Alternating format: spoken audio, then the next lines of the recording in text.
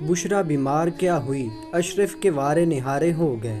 اب کی بار بشرا کے بچنے کی امید کم ہی تھی، کیونکہ تیسری مرتبہ اسے دل کی تکلیف ہوئی تھی۔ ڈاکٹروں نے بھی یہی کہا تھا کہ اللہ تعالیٰ سے اس کی صحت کی دعا کریں۔ بشرا 3 مہینے اسپتال میں ایڈمٹ رہی۔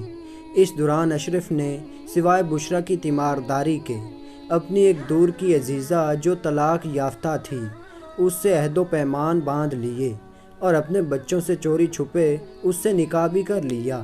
حالانکہ بشرا کے بطن سے 5 لڑکیاں اور 2 لڑکے پیدا ہوئے تھے، جبکہ 3 بڑی لڑکیوں کی شادی بھی ہو چکی تھی۔ لڑکے یکے بعد دیگر ایف اے اور میٹرک کے اسٹوڈنٹ تھے۔ اللہ تعالیٰ نے بشرا کو دوبارہ زندگی سے نواز دیا۔ بچوں کی دعائیں رنگ لے آئیں۔ ویسے بھی یہ بات بھی مشہور ہے، جسے اللہ رکھے اسے کون چکے۔ بشرا تندرست ہو کر گھر واپس آ گئی۔ اشرف کی تو امیدوں پر پانی پھر گیا۔ وہ تو گھر میں نئی دلہن کو لانا چاہتا تھا، اس کے تو خواب شرمندہ تعبیر نہ ہو سکے۔ سارے منصوبے ادھورے کے ادھورے رہ گئے۔ اشرف ویسے بھی عادتاً حسن پرست اور عورتوں کا رسیا تھا۔ یہی وجہ تھی کہ اسے جہاں سے بھی لفٹ ملتی فوراً وہاں ڈیر ہو جاتا۔ بشرا کے گھر آنے سے گھریلو حالات میں تلخی آ گئی۔ دونوں میاں بیوی میں جھگڑا رہنے لگا۔ اشرف کوئی نہ کوئی بہانہ بنا کر، بات کا بتنگڑا بنا کر بشرا کے ساتھ جھگڑا ضرور کرتا۔ بچے ان دنوں کی روز روز کی لڑائی سے تنگ آ چکے تھے۔ ایک روز شادی شدہ لڑکیاں بما اپنے شوہروں کے والدین کو ملنے آئیں۔ رات جب اشرف ڈیوٹی سے واپس آیا تو لڑکیوں اور دامادوں نے اسے گھیر لیا اور روز روز کی ہونے والی مار کٹائی کی وجہ دریافت کی تو اشرف نے کہا، میں مکان کو 2 حصوں میں تقسیم کرنا چاہتا ہوں۔ ایک حصے میں بشرا اپنے بچوں کے ساتھ رہے گی، جبکہ دوسرے حصے میں سلمیٰ جو میری نئی بیوی ہے اپنی ایک بچی کے ساتھ جو اس کے پچھلے خامد سے ہے رہے گی۔ بشرا کے بچنے کی مجھے کوئی امید نہ تھی، اسی وجہ سے میں نے اپنے بچوں کے لیے دوسری ماں کا بندوبست کیا تھا۔ دوسرا، میں نے ایک بے سہارا کو سہارا بھی دیا ہے، لہٰذا میں سلمیٰ کو اس گھر میں لانا چاہتا ہوں تو بشرا رکاوٹ ڈالتی ہے۔ سلمیٰ میری بیوی ہے، میری عزت ہے۔ اشرف کی رام کہانی سن کر سارے بچے پریشان ہو گئے۔ کر بھی کیا سکتے تھے اور والدہ کو کہہ بھی کچھ نہیں سکتے تھے۔ اب تو پانی بھی سر سے گزر چکا تھا، نکاح تو ہو چکا تھا۔ اب تو سلمیٰ کو گھر میں لانے کے لیے اشرف ہنگامہ برپا کرتا تھا۔ بڑے لڑکے نے باپ کو بہت سمجھایا، مگر اشرف پر نہ اس کی کسی بیٹی کا رونا کام آیا اور نہ ہی کسی داماد کی کوئی دھمکی کا اثر ہوا۔ البتہ چھوٹے بیٹے نے گولیاں کھا کر اپنی زندگی کا خاتمہ کر لیا۔ بشرا نے جب جوان بیٹے کی موت دیکھی تو وہ کومے میں چلی گئی۔ 1.5 سال بستر مرگ پر رہنے کے بعد ایک روز وہ بھی چھوٹے بیٹے سے جا ملی۔ گھر اجڑ گیا، چین برباد ہو گیا، سکون غارت ہوتا چلا گیا، مگر اشرف اپنی ضد پر قائم رہا۔ یکے بعد دیگر 2 صدمات بھی اس کے رویے میں رتی بھر بھی لغزش پیدا نہ کر سکے۔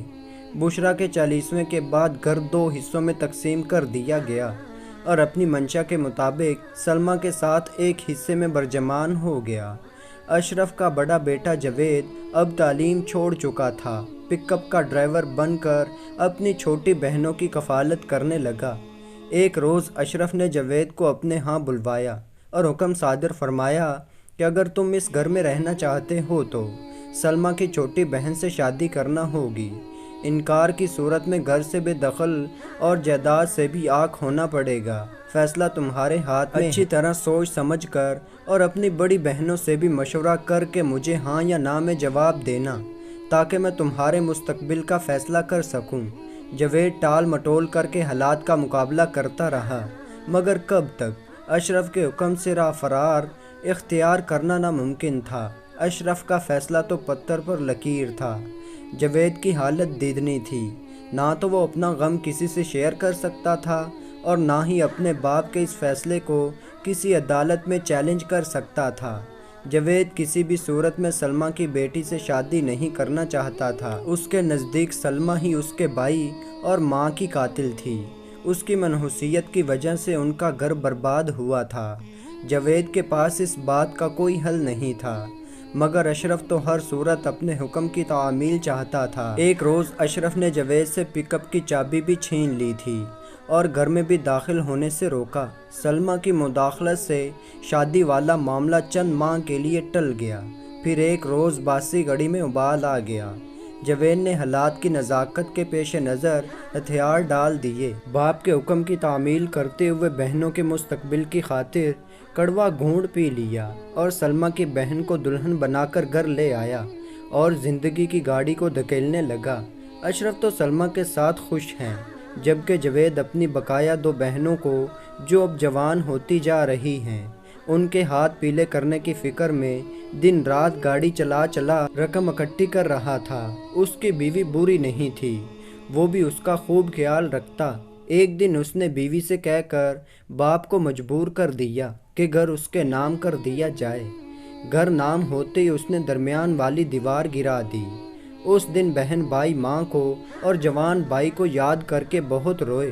کچھ عرصے بعد جاوید نے گھر بیچ ڈالا اور بہنوں اور بیوی کو لے کر شہر آ گیا۔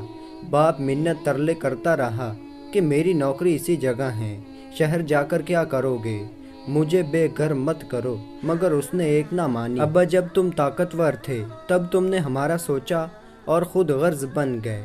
اب میں وہی سب کچھ کر رہا ہوں تاکہ تمہیں اذیت کا سامنا کرنا پڑے، تمہیں بھی پتہ چلے کہ بے بسی کا دکھ کیا ہوتا ہے۔ سلمیٰ بھی اپنے داماد اور بیٹی کے ساتھ شہر آ گئی کیونکہ جاوید کی بیوی امید سے تھی۔ یوں اشرف بڑھاپے کی آخری سرحدوں پر تنہا رہ گیا۔